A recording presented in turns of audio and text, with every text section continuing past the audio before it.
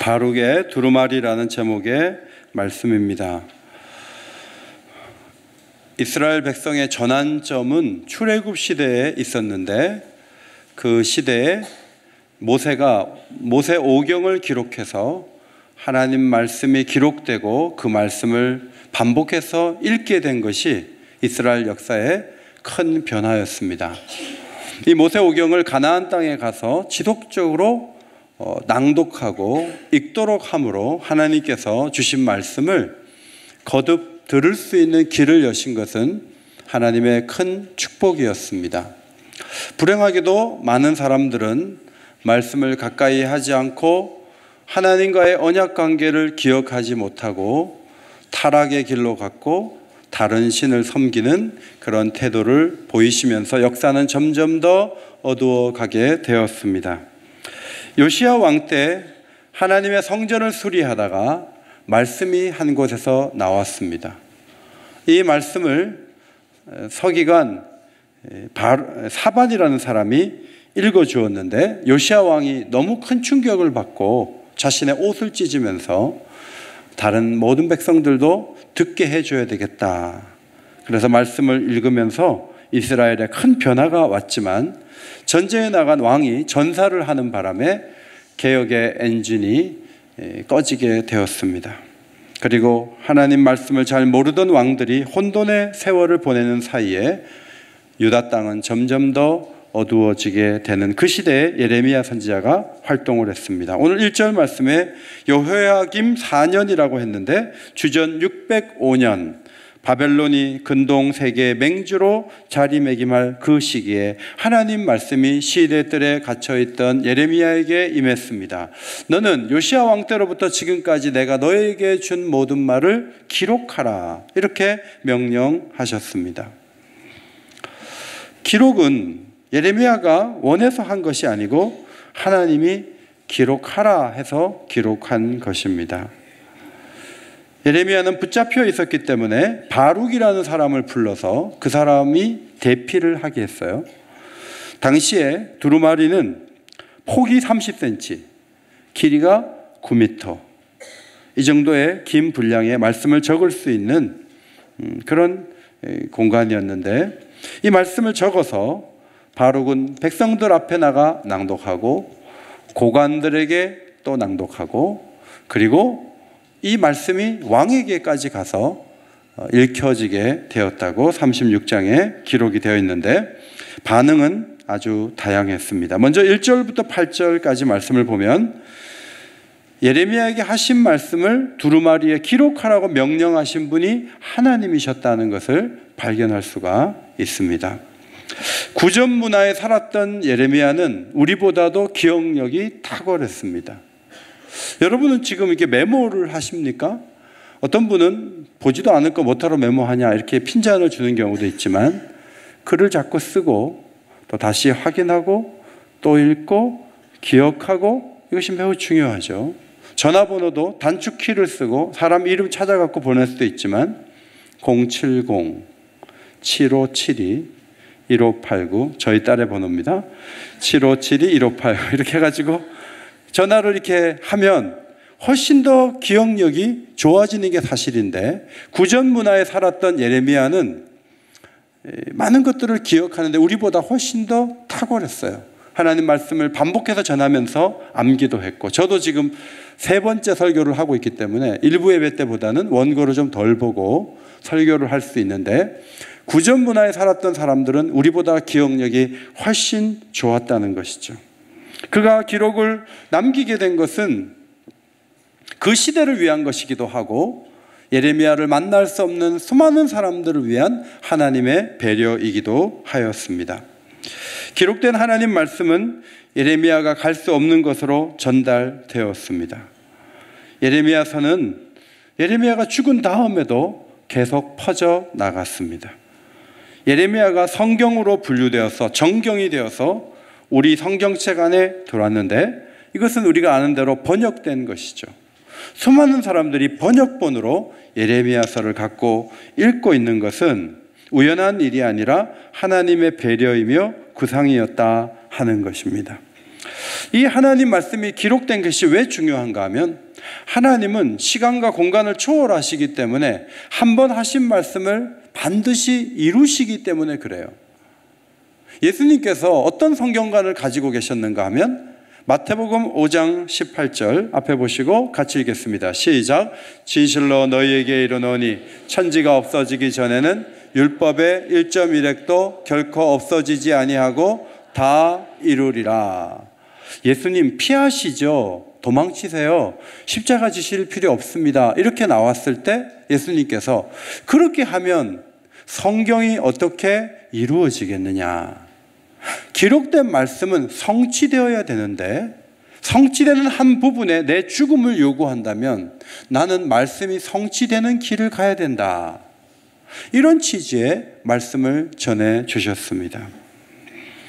예레미야를 통해 하나님은 예루살렘은 함락될 것이다. 그냥 문을 열고 바벨론 왕을 맞는 것이 고통을 덜 당하는 방법이다. 괜히 싸우다가 더 큰 고통을 당할 필요가 없다. 예레미야가 계속 전했어요. 그러나 이 나라가 망하지만 70년 만에 하나님이 회복시키실 것이다. 자, 이런 말씀이 기록이 다 되었는데 70년 후에 보니까 실제로 70년, 정확하게 70년 됐을 때 돌아오는 거예요. 하나님 말씀대로 된 것을 70년 후에 발견하게 되었고 시간이 많이 흐른 후에도 이 말씀 속에 더 길게 약속된 것들이 하나하나 이루어지기 시작했어요. 예레미야 31장이 매우 중요합니다. 예레미야서에서 제일 중요한 말씀이 31장인데 31장 말씀 한번 앞에 보시고 같이 읽도록 하겠습니다. 시작. 여호와의 말씀이니라. 보라, 날이 이르리니 내가 이스라엘 집과 유다 집에 새 언약을 맺으리라. 이 언약은 내가 그들의 조상들의 손을 잡고 애굽 땅에서 인도하여 내던 날에 맺은 것과 같지 아니할 것은 내가 그들의 남편이 되었어도 그들이 내 언약을 깨뜨렸음이라. 여호와의 말씀이니라. 그 다음도 읽겠습니다. 시작. 그러나 그날 후에 내가 이스라엘 집과 맺을 언약은 이러하니 곧 내가 나의 법을 그들의 속에 두며 그들의 마음에 기록하여 나는 그들의 하나님이 되고 그들은 내 백성이 될 것이라.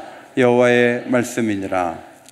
하나님은 율법을 주셨는데 사람들이 율법을 지키지 않는 것을 보면서 내가 남편이 되고 그들이 아내가 되어서 이렇게 법을 깨트렸으니까 내가 새로운 계약을 해야 되겠다. 새 언약을 맺어야 되겠다는 유일한 구약에서 유일한 말씀을 31장에 기록해 놓고 있어요. 그러면서 하나님은 객관적으로 밖에 있는 이 기록된 말씀이 사람들의 마음에 새겨지게 해서 그 말씀을 기억함으로 하나님 백성답게 만들어서 그들의 하나님이 되고 싶다. 나는 새 언약을 세우겠다. 이렇게 이제 약속을 하셨는데 예수님께서 십자가를 지시기 전날 밤에 성찬 예식을 거행하면서 떡과 잔을 나눌 때, 특별히 잔을 나눌 때 이렇게 말씀하셨습니다. 이 잔은 내 피로 세우는 새 언약이니 곧 너희를 위하여 붓는 것이라. 예레미야가 말한 그 새 언약을 예수님이 세우신다는 거예요. 예수님이 피 흘려 돌아가시는 그 일을 통해서 그리고 3일 만에 부활하심으로 교회에 성령을 부어주시고 성도들은 밖에 기록되어 있는 말씀으로 떨어져 있는 것이 아니라 성령의 은혜로 이 말씀을 읽을 때 깨달을 뿐만 아니라 그 말씀을 마음에 새겨서 기쁨으로 말씀대로 사는 백성들을 만들 계획을 내가 이제 새 언약을 성취한다. 그러면서 성찬을 주실 때 주님이 새 언약을 말씀하셨습니다. 여러분, 우리가 많은 복을 받았지만 하나님께서 주신 이 성경을 갖고 있다는 것, 하나님 말씀을 읽으면서 하나님 뜻을 찾을 수 있다는 것, 이것은 얼마나 큰 축복인지 모릅니다. 한국의 개신교 첫 선교사 칼 기출라프라는 사람이 있는데 기출라프는 집안이 너무 가난해서 공부할 시구에 일을 하고 있었어요. 18살 때 왕에게 편지를 보냈습니다. 그리고 왕의 지원으로 할레 대학에서 신학 교육을 받았습니다. 그리고 선교사로 헌신하게 되었습니다. 기출라프는 로드 암허스트호를 타고 통역관 신분으로 그 배를 타고 1832년 7월 17일 장상곳이라는 곳에 처음으로 발을 내디뎠는데, 이것이 우리 한국에 처음으로 개신교 선교사가 왔던 그 기념비적인 사건이라고 볼 수 있습니다. 그는 한문을 잘 써갖고 사람들에게 한문을 써가면서 서로 대화를 나누었습니다. 근데 대담하게도 조선 왕에게 이 성경을 좀 보내야 되겠다 하고 선물과 함께 이 왕에게 전달하라 하고 선물을 보낸 거예요. 그리고 회신을 기다렸습니다. 안타깝게도 그가 보낸 성경은 한양 근처에도 가지 못하고 모든 선교 행위를 불가하다는 통보를 받았습니다. 그러나 그가 머물던 섬의 관리들과 서민들이 성경을 받는 모습을 보며 귀출라프는 감격했다고 합니다. 돌아가는 길에 잠시 들렸던 제주도의 아름다움에 매료되어서 그는 그곳을 선교 기지로 만들고 싶다는 소박한 꿈을 가지고 기도했습니다. 그런데 그의 소원이 19세기가 지나가기도 전에 은둔의 나라 이 조선 땅에서 놀랍게 펼쳐졌다는 것을 알게 됩니다. 여러분, 한국교회의 특징이 뭔지 아세요? 성경을 번역하고 성경을 하나님 말씀으로 알고 묵상하고 읽고 성경에 대한 존중의 태도가 세계 교회 가운데 최고가 한국이에요. 성경을 통해서 많은 일들이 이루어진 것이 한국교회의 큰 축복인데, 이것은 선교사들이 오래전에 기도했던 제목이었습니다. 여러분, 성경 속에 예레미야서가 있죠. 52장까지 있는데, 이 말씀 여러분 성경 읽기 할 때 긴 장을 만나면 어렵지만 예레미야서가 이렇게 내 손에 들어와 있다는 것, 이것이 하나님의 축복인 것을 믿으시기 바랍니다.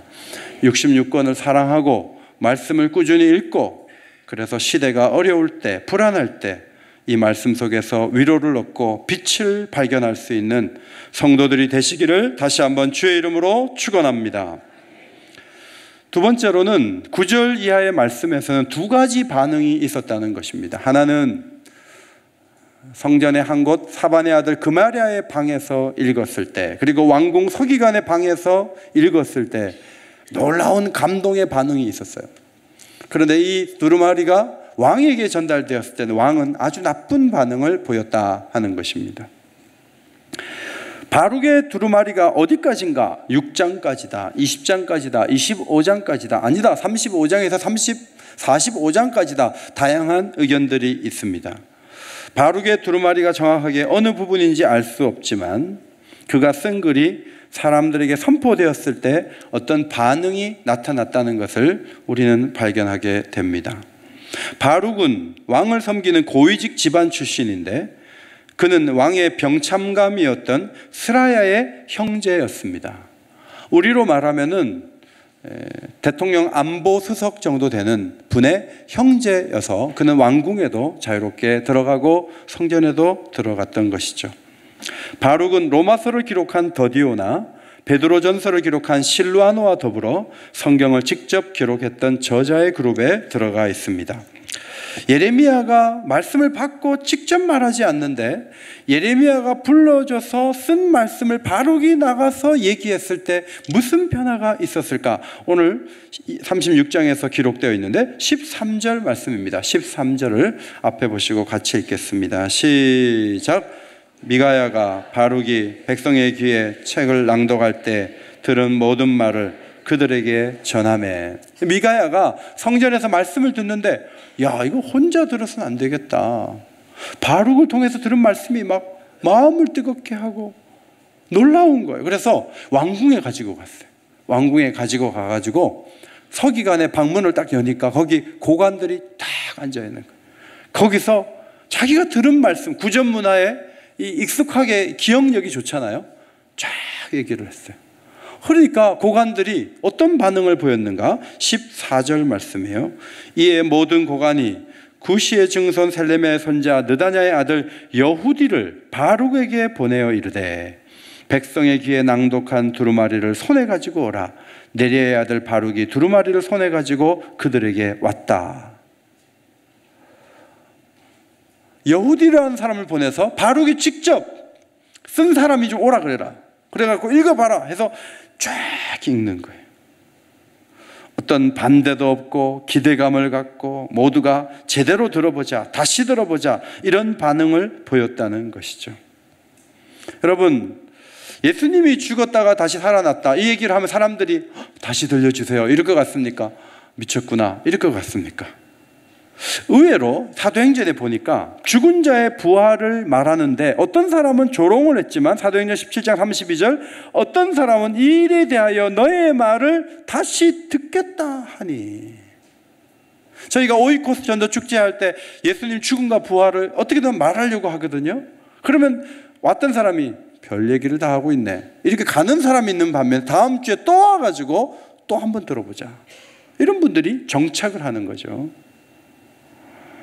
무조건 안 듣겠다고 생각하는 건 우리 생각이고 그렇지 않았다는 것입니다. 여훗이라는 사람을 보내서 바룩의 두루마리를 다시 가지고 와서 직접 낭독하는 걸 들어보자. 고관들이 바쁠 텐데 그들이 그렇게 마음을 열고 결론이 뭐냐면 16절 이 모든 말을 누구에게 아뢰리라? 왕에게 아뢰리라. 이거 중요한데 왕이 들어야 되겠다 하고 왕에게 가서 얘기를 한 거예요. 왕이요, 너무 귀한 말씀이 있습니다. 이거 한번 왕도 좀 들어보셔야 됩니다. 그러니까 왕이 그 얘기를 듣고 여훗이라는 사람을 보내서 바룩의 두루마리를 가지고 오라 그랬어요. 그리고 여훗이가 직접 읽어주는 거예요. 그래서 왕도 듣고 막 마음을 찢고 두려워하고 해야 되는데 왕은 그렇게 안 했어요. 칼을 가지고 오더니 읽는 족족 잘라버려요. 다 패가지고 겨울궁에 거기 화로에다가 척척 던졌어요. 그 긴 두루마리를 다 태웠어요. 상반된 반응을 보이죠. 엘라단과 들라야와 그마랴라는 고위 관리들이 왕이여 불사르면 안 됩니다 막았어요. 그러나 다 태우고 나서 두루마리를 작성한 바룩과 예레미야를 잡아와라. 가만두지 않겠다. 하나님께서 예레미야를 숨기셨죠. 어떤 사람은 권해서 듣고 딴 데 가서 얘기하고 싶고 그런 마음이 있는 반면 어떤 사람은 들으면서 화가 나고 무관심하고 그런 상반된 반응을 보일 수 있다는 것입니다. 사도들이 복음을 전할 때에도 동일한 반응이 나타났어요. 너희가 십자가에 못 박은 그 예수를 하나님이 살리셨고 주와 그리스도가 되게 하셨다고 베드로가 선포했을 때 그 말을 듣던 이들이 듣고 마음에 찔려 베드로와 다른 사도들에게 물어 이르되 형제들아 우리가 어찌할꼬 하거늘 베드로가 너희가 회개하여 주 예수의 이름으로 세례를 받고 죄사함을 받으라 그리하면 성령을 선물로 받으리니. 그 말을 들은 사람 3,000명이 세례를 받는 놀라운 역사가 있었다는 것이죠. 그러나 사도행전 7장에 가면 스데반이 복음을 전했을 때 그 말을 듣고 있던 사람들이 갑자기 큰 소리를 지르면서 귀를 막고 일제히 그에게 달려들어서 성 밖에 내치고 돌로 쳤다고 기록하고 있습니다. 성도 여러분, 성경은 모든 사람들에게 관심을 끌게 하지는 않습니다. 어떤 사람은 마음을 열고 어떤 사람은 마음을 닫습니다. 예수님께서 소아시아 7교회에 편지를 보내라 하시면서 계속 7번 하신 말씀이 있어요. 성령이 교회들에게 하시는 말씀을 들을지니라. 귀 있는 자는 성령이 교회들에게 하시는 말씀을 들을지어다. 이 말씀을 계속 하셨어요.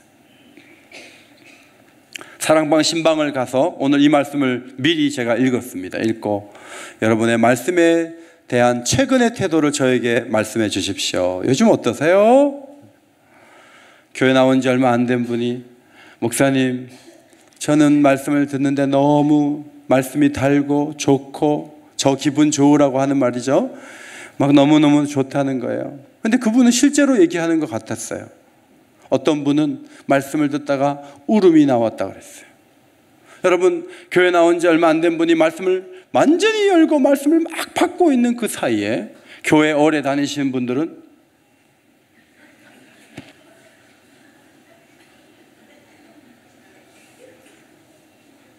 취침하시는 그런 일이 있지 않습니까? 너무 피곤해서 그럴 수 있지만 어떤 분은 계속 마음을 열고 듣는데 어떤 분은 눈을 감고 말씀이 귀에 안 들리는 거예요. 답답한 거예요. 말씀을 열고 듣는 분들은 전부가 은혜 받을 거라고 생각해요. 말씀을 졸면서 듣는 분들은 모두가 졸 거라고 생각해요. 그러나 두 가지 양상의 예배 가운데도 분명하게 드러나고 있어요. 하나님의 축복이 뭔지 아세요? 하나님 말씀이 들리는 거예요. 하나님 말씀이 보이는 거예요. 하나님이 내게 주신 말씀으로 받는 거예요. 그것이 가장 큰 축복인 것을 믿으시기 바랍니다. 하나님 말씀이 들리는 것. 이 말씀은 살아있어 관절과 골수를 찔러 쪼개는 능력이 있어요. 그래서 이 말씀이 여러분 귓가에 크게 들리시기를 다시 한번 주의 이름으로 축원합니다. 그 다음 27절로 32절은 하나님께서 불태웠으니까 더 긴 두루마리를 만들게 하신 거예요. 책을 더 길게 만들게 하신 거죠. 여호야김 왕이 불사른 첫 두루마리의 모든 말을 다시 기록해라. 그리고 가서 다윗의 왕에 앉을 자가 없게 할 것이요 그 시체는 버림을 당해서 낮에는 더위 밤에는 추위를 당하리라고 선포해라. 너와 그 자손과 신하들을 그들의 죄악으로 말미암아 내가 벌할 것이다 라고 전해라 라고 예레미야에게 말씀하셨어요. 그래서 32절 이에 예레미야가 다른 두루마리를 가져다가 바룩에게 줬어요. 그가 여호야김 왕이 불사른 책의 모든 말을 예레미야가 전하는 대로 기록하고 그 외에도 그 같은 말을 많이 더하였더라. 이 말은 원래 분량보다 더 길게 기록을 했다는 그런 뜻이에요. 여러분, 여호야김 왕은 말씀을 태워버리면 그런 저주와 어려움이 오지 않겠지 했지만 하나님은 네가 다 태우냐? 난 다시 쓸 거다. 더 길게 쓸 거다. 이런 하나님의 집념을 우리는 볼 수가 있습니다. 여러분, 불행하게도 여호야김 왕도 연합군들이 와가지고 그냥 죽였고요. 그리고 그 다음 세운 왕, 그 다음에 시드기야 왕이 유다의 마지막 왕인데 아주 비참하게 역사가 끝나게 된 거죠. 열왕기하 25장 7절로 9절 앞에 보시고 같이 읽겠습니다. 시작. 그들이 시드기야의 아들들을 그의 눈앞에서 죽이고 시드기야의 두 눈을 빼고 놋사슬로 그를 결박하여 바벨론으로 끌고 갔더라. 바벨론 왕 느부갓네살의 19째 해 5월 7일에 바벨론 왕의 신복 시대장 느부사라단이 예루살렘에 이르러 여호와의 성전과 왕궁을 불사르고 예레미야의 모든 집을 기인의 집까지 불살랐으며 화롯불로 태웠더니 성을 불태우시는 거예요. 잘 산다고 하는 사람들, 귀인들, 그 모든 집을 다 불태웠어요. 사람들의 의도대로 되지 않고 하나님의 예고대로 된 것을 봅니다. 프랑스의 계몽주의 작가 볼테르가 있는데 이 사람은 뭐라 그랬냐면 성경이 거짓이라는 사실을 증명하면 기독교는 오래 가지 않아서 역사 가운데 사라지게 될 것이다. 기독교를 전파하는 데 많은 세월이 소요되었지만 나 볼테르는 50년 안에 이 땅에서 기독교를 박멸할 수 있다. 양식 있는 사람이라면 기독교를 경멸의 눈으로 바라봐야 된다. 이런 말을 했어요. 지금 우리 사회가 기독교를 경멸의 눈으로 바라보는데 1700년대 이미 프랑스에서 그런 눈으로 교회를 봤어요. 불신자들이 그렇게 했다고요. 대중연설을 막 하면서 사람들의 환호를 받으면서 하나님이 살아있다면 욕하는 나를 한번 저주해봐라, 나를 한번 벌줘봐라, 봐라 내가 멀쩡하지 않는가 하면서 막 사람들을 선동했습니다. 그러다가 어느 날 비참하게 죽었어요. 그를 돌봤던 의사 트로킴은 그의 임종에 대해서 이렇게 증언했다고 합니다. 볼테르 선생은 임종을 맞을 준비가 전혀 안 된 사람처럼 두려움과 공포 속에서 울부짖었습니다. 의사 선생님, 만약 6개월만 생명을 연장시켜 주신다면 나의 전 재산을 드리겠습니다. 나는 하나님과 인간에게 버림받았습니다.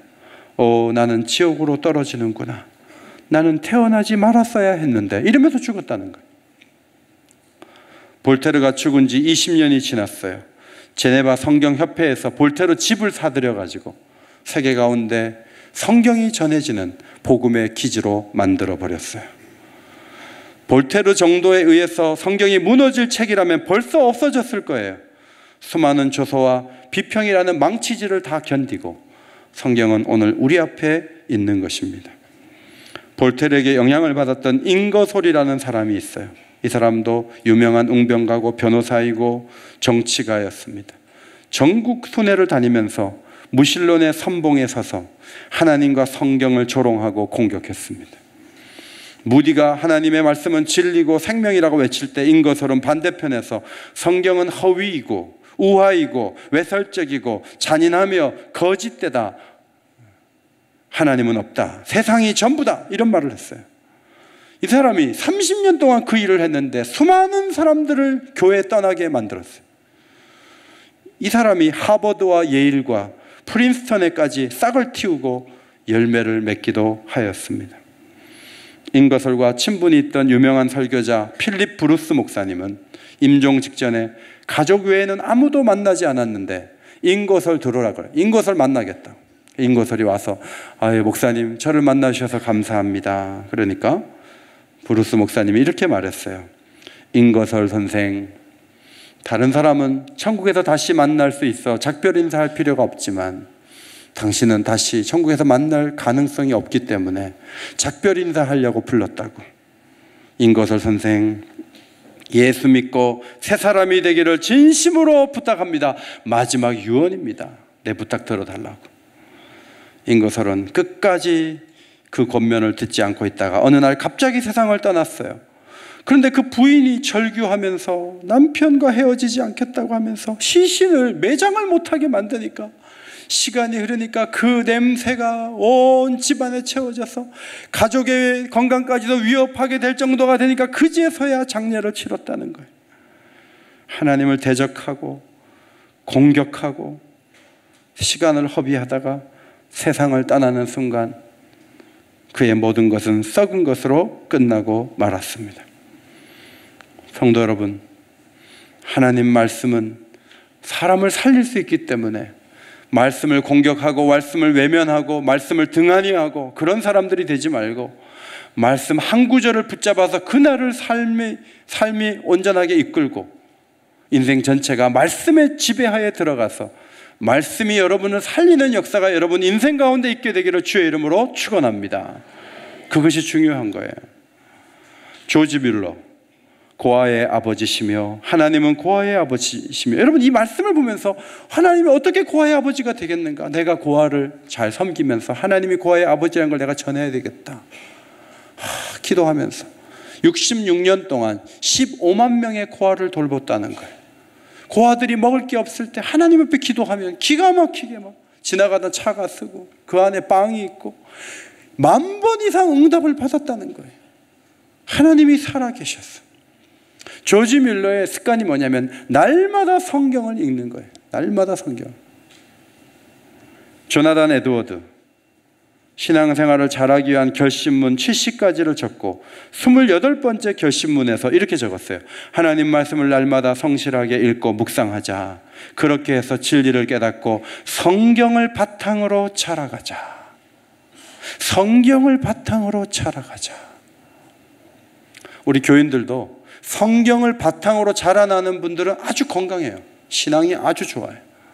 성경을 덮고 성경을 믿지 않고 성경을 신뢰하지 않고 성경을 읽지 않고 시간을 20년을 보내면 뭐하며 30년을 보내면 뭐하겠어요.